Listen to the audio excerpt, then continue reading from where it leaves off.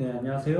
또 저번 주에 이어서 투자에 대한 생각, The Most Important Thing is 이 원서와 함께 같이 여러분들과 이제 첫 챕터 저번에는 이제 그 인트로덕션과 이제 하워드 막스가 이 전체적인 그 계략을 투자에 대한 생각을 이야기했었고 그걸 제가 제가 알고 있던 것과 그리고 투자는 삶이다를 또 어느 정도 또 접목시키고 그리고 그 전체적인 투자에 대한 생각들을 같이 한번 공유해 보았습니다. 그래서 오늘은 이제 챕터 1이죠. 챕터 1을 못 끝냈는데 아무래도 이게 제가 이 분야에 대해서 더 열심히 노력하고 공부해서 다른 책에 비해서 좀 더 현실감 있게 이야기하려는 부분들이 꽤 있는 것 같아요. 그래서 좀 어느 정도 시간이 좀 많이 필요할 것 같은데 아무튼 천천히 그리고 알차게 하나씩 쌓아갔으면 좋겠습니다. 그래서 챕터 1에서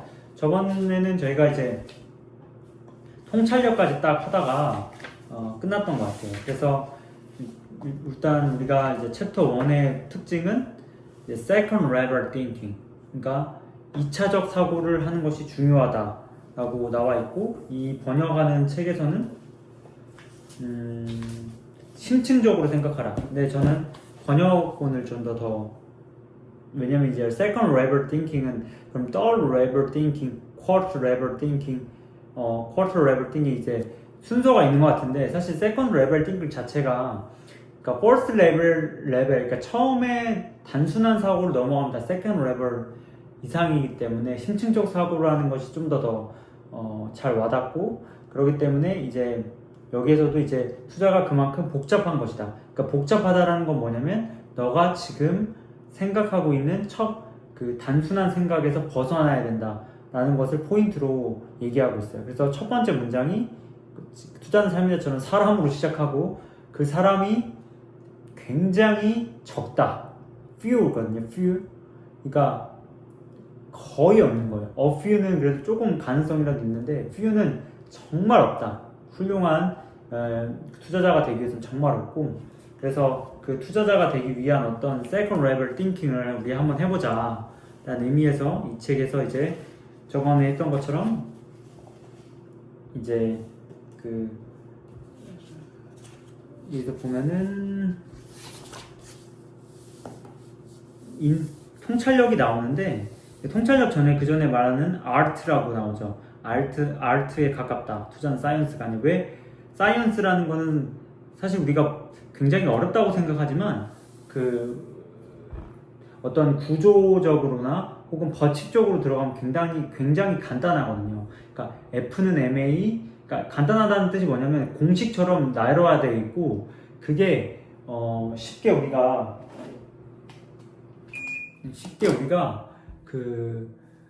단순화 시킬 수가 있고 공식화된다는 거예요. 과학 자체가. 그러나 투자는 우리가 숫자를 다루기 때문에 어떤 그런 공식이 있을 거라고 생각하기 때문에 단순한 접근을 하지만 사실상 그렇지 않다라는 거죠. 그렇기 때문에 예술은 우리가 현대미술을 보면 알듯이 와 저게 뭔 말이지 하면서 굉장히 복잡한 부분이 있을 거라고 생각을 하잖아요. 그죠? 그리고 물론 복잡하지만 그 부분을 뚫고 가면 단순화되는데 그 과정까지가 굉장히 쉽지 않다라는 걸 하워드 막스는 알고 있는 거예요. 물론 저희가 케미에서 투자는 단순화시키는 거니까 우리가 그 예술을 한눈에 파악하기 위한 그 단순성을 노력하기 위해서 열심히 우리 그 커뮤니티에서 커뮤니티에서 계속 그런 연습을 하거든요. 그렇기 때문에 이 투자는 결국엔 그 복잡성을 탈출해야 된다. 그렇기 때문에 일단 투자가 복잡하다라는 것을 깨달아야 되는 게 첫 번째인 거죠. 그러면 그걸 단순성으로 가야 되니까. 그래서 투자는 과학보다는 예술에 더 가까울 수 있는 거예요. 예술이라는 것은 그런 어떤 복잡성을 뚫은 나의 어떤 표현이잖아요. 그런 표현이기 때문에 우리가 이 하워드 막스가 왜 art라는 것을 딱 첫 번째 장에 이렇게 명시했는지 알 수 있어요. 그럼 그 복잡한 것을 공식화할 수 없는 그 예술적인 것을 과연 우리는 어떻게 받아들여야 되냐면, 그러니까 그게 왜 어렵냐면 투자는 우리가 인덱스 펀드 많이 그래요. 왜 뭐 지수는 우상향하니까 그것 때문에 투자하는 사람들이 엄청 많잖아요. 우상향하니까 그러니까 존버라는 말이 나올 수밖에 없어요. 왜? 우상향하면은 존버하면 결국 승리하니까. 그래서 사실 인덱스 그러니까 시장을 추종하는 지수 그 인덱스 펀드를 사면 돼요. 근데 워렌 버핏이 인덱스 하진 않잖아요. 그러니까 훌륭한 피터 린치라든지 많은 그 투자자들은 인덱스 펀드로 부자가 된 사람을 또 인덱스 펀드로 부자가 된 사람이 있죠. 있겠지만 존 보글이 그런 걸 막 얘기한 것처럼. 하지만 제가 볼 때는 진정한 투자자는 개별 기업을 가지고 시세를 내는 거를 충분히 경험해야 가능하다고 생각하거든요. 존 보글 자체도 그런 것들을 분명 알고 있었을 거예요. 하지만 그 시장 자체를 사라는 그 의미가 저에게는 아무래도 너가 시장을 이기지 못하니까 최소한이라도 그 어떤 ETF라는 어떤 인덱스를 추종하는 것만으로도 최선의 전략이 될 수 있다고 말을 하는 거라고 보거든요. 근데 이제 결국 투자자는 그렇기 때문에 내가 스스로 인덱스 펀드가 돼야 된다고 저는 봐요. 그러니까 워렌 버핏도 버크셔 해서웨이라는 그런 인덱스 자체를 움직이는 건데 결국 시장을 우리가 앞서가기 위해서. 근데 이게 앞서간단 말은 뭐냐면 결국 결과론적인 거지만 스스로 인덱스가 되는 활동을 하는 것이 투자자라고 하워드 막스도 이야기하고 있고 저도 그렇게 생각을 합니다. 그런데 그게 안 되면 그냥 인덱스 하시면 돼요. 저는 그렇게 생각해요. 그러니까 제가 수많은 사람들하고 이야기를 해보고 케미에서 조금 열심히 오랫동안 해본 사람들하고 이야기를 해봐도 사실 그분들이 인덱스를 했으면 좋겠다는 생각을 굉장히 많이 해요. 왜냐면 공부를 많이 하지 않아요. 기업을 많이 보라고 해도 제가 많이 보았던 어떤 사례들을 막 이야기하면 나는 그렇게 못하겠대요. 그러면은 참 당황스러워요. 나는 그렇게 못하겠다. 물론 저만의 방법이 있고 저만의 스타일이 있지만 그러나 저는 그게 스타일이라고도 생각하지만 어쩔 수 없는 과정이라고 생각하거든요. 2,400개를 보는 데 있어서 스타일이 있을까라고 보면은 물론 있겠지만 그거를 결국에는 이제 양으로서 어느 정도 내가 도전해 본다는 측면에서는 크게 다르지 않다고 봐요. 결국 많이 보는 놈이 이기고 그 의사가 어떤 수술을 할 때 어떤 대학 출신이냐도 물론 중요하겠지만 어떤 수술을 많이 했느냐, 그러니까 어떤 수술에 대해서 그거의 건수가 많으냐 적냐로 그게 능력이 결정되거든요. 제가 볼 때도 그 어떤 EPL이라는 잉글리시 프리미어 리그라는 그 축구 그 출전수가 중요하잖아요. 그 출전한 만큼 비행기 운전 경력이 얼마나 되는지에 따라서 다른 것처럼. 그래서 제가 볼 때는 그런 그 본질적인 계속 노력들이 있어야만 그게 결국에는 자기께 된다. 그러려면은 우리가 스스로가 인덱스가 되기 위한 부단한 노력을 할 수밖에 없다. 그러기 위해서 뒤에서 나온 단어가 이제 통찰력이에요. 이 통찰력은 하워드 막스는 누가 가르친다고 되는 것이 아니라고 말을 하는데 그건 전적으로 동의합니다. 이게 가르친다고 되는 게 아니에요. 저도 스승님과 멘토에게 배웠지만 이게 그분들이 가르쳐서 제가 아는 게 아니라 물론 가르친 것도 있었죠. 그걸 부인할 수는 없는데 제가 스스로 그 언어를 끊임없이 제 것으로 만들기 위한 부단한 노력을 했어요. 근데 이게 그 당시에는 제 스승님이 어떤 말을 했는지 이해가 안 갔어요. 도대체 저게 뭔 말인가? 왜 자본주의서부터 시작을 말하는가? 물론 저는 그거에 끌려서 이 선생님과 같이 공부를 하기 시작한 건데 왜 저는 투자보다도 자본주의가 뭔지 궁금했어요. 진짜로.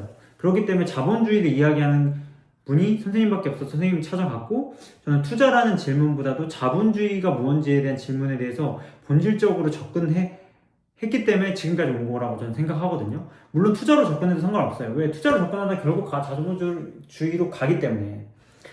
그래서 그런 어떤 제 것을 만들기 위한 부단한 노력이 결국에는 여기서 말하는 treasure of wisdom 그 지혜에 대한 어떤 나만의 상을 만들 때 그럴 때 이제 통찰력이 길러지는 것 같아요. 통찰력이라는 건 결국 전체를 보는 거거든요. 왜냐면 이게 제가 저번에도 말한 것처럼 차트라는 건 어떤 부분이고 그게 상장된 이후에 가격의 흐름을 보여주는 거기 때문에 그 비상장됐을 때 우리의 가격 흐름을 알 수가 없단 말이죠. 물론 뭐 어떤 조사를 통해서 알 수 있지만 그거는 우리의 분야가 아니니까. 그렇기 때문에 그런 어떤 조각을 보면서 그 조각으로 전체를 파악하는 거죠. 즉 우리는 계속 투자해서 어떤 퍼즐을 맡을 때 한 조각 한 조각씩 만들고 있는 거예요. 근데 어느 정도 퍼즐이 완성이 되면 그 사이에서 전체적인 계략적인 그림이 나오잖아요. 그렇기 때문에 그런 어떤 퍼즐을 완성하는 작업에서 완성하는 것처럼 통찰력을 내가 끊임없이 연습할 때 비로소 우리는 투자라는 것에 통찰력이 생기는 것 같습니다. 그러니까 생깁니다. 그래서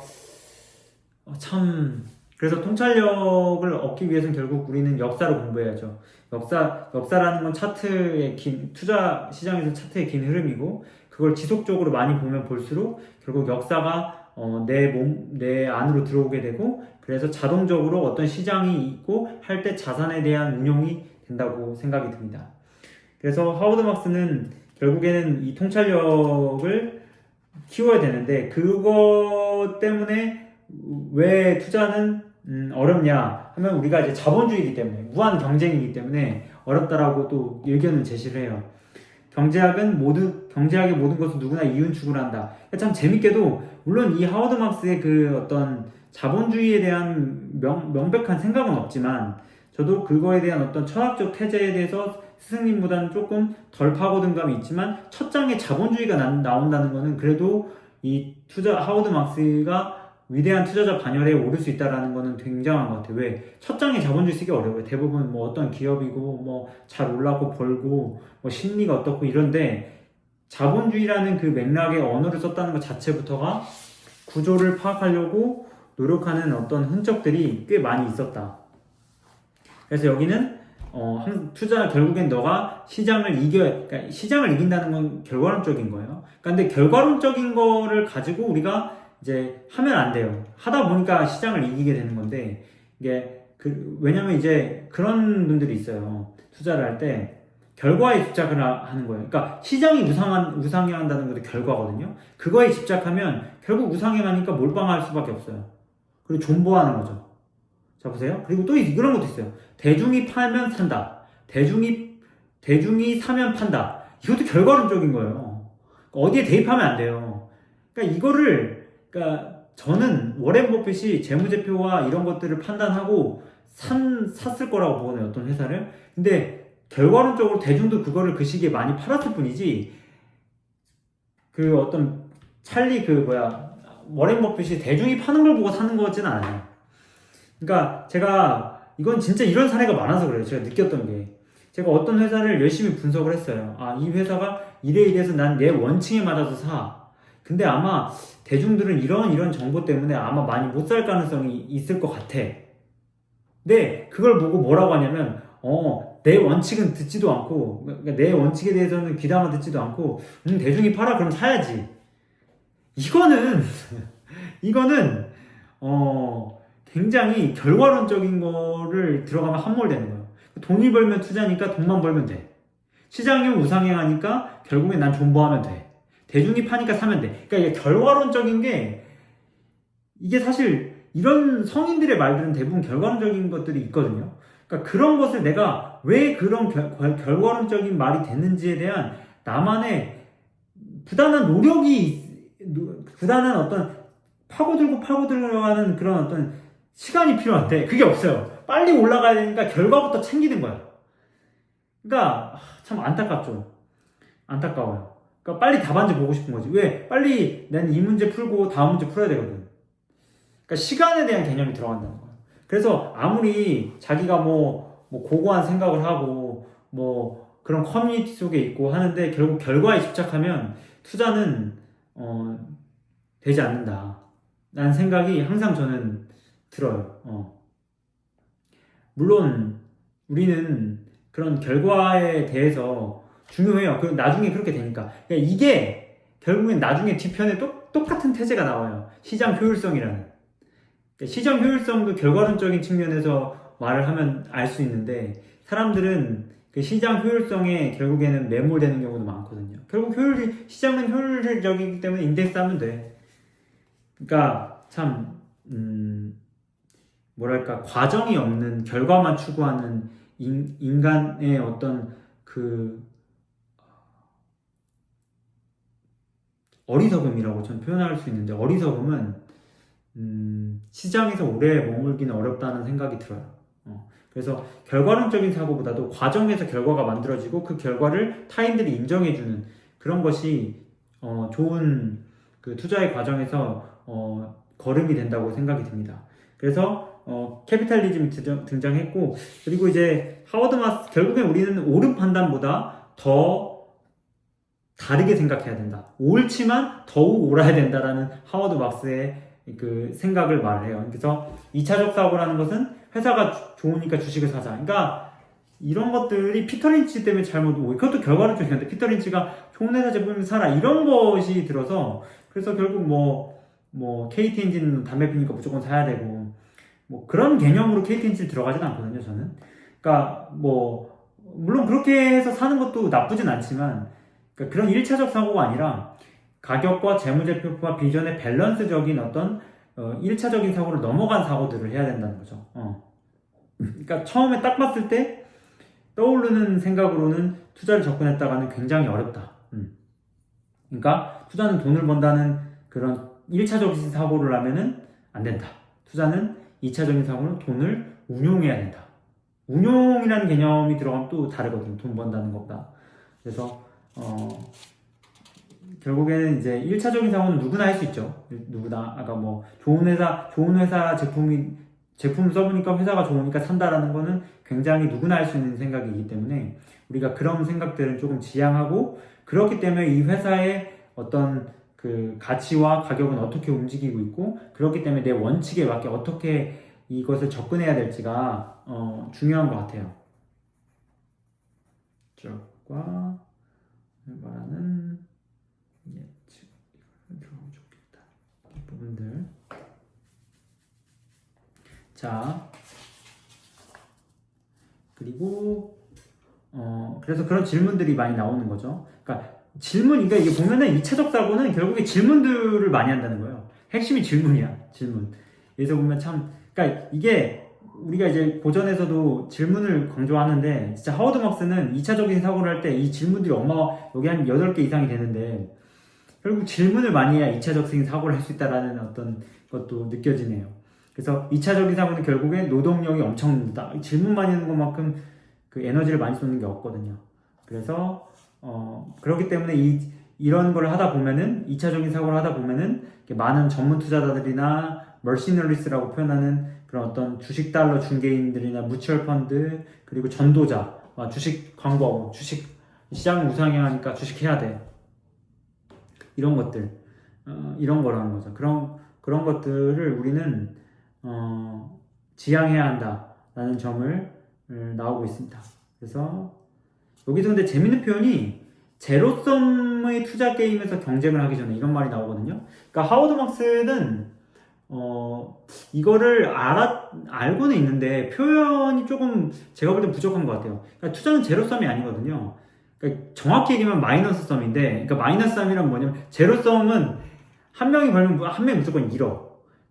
근데 이제 마이너스 썸은 뭐가 있냐면, 다수가 있고 소수가 그거를 부를 엄청 가져가는 거거든요.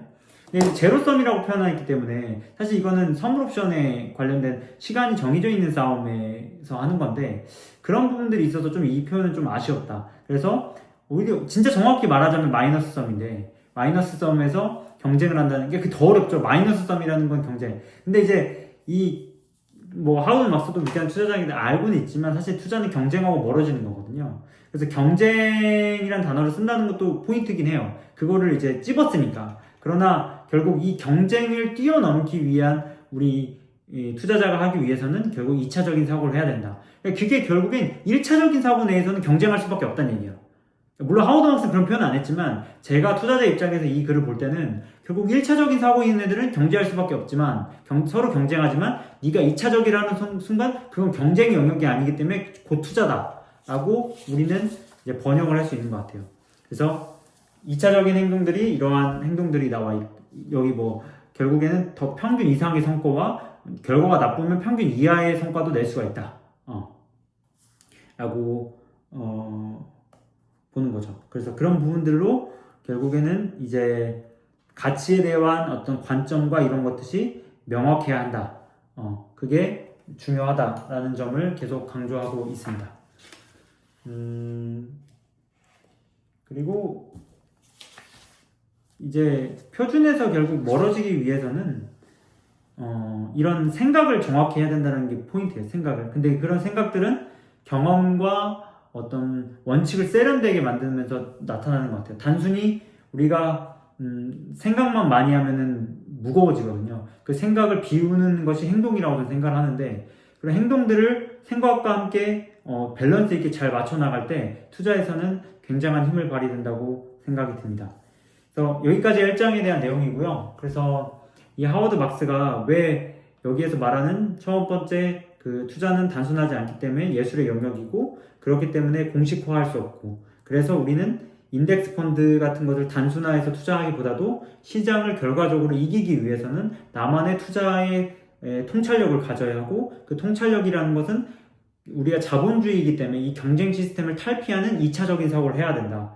그렇다고 한다면 너는 투자에서 남들보다 앞서갈 수 있고 표준에서 멀어지고 훌륭한 투자자가 될 수 있다. 그런데 그거는 맨 첫 장에 말하는 굉장히 드물다라고 이야기해 주는 것 같습니다. 네, 아무튼 또 다음에도 2장에는 이제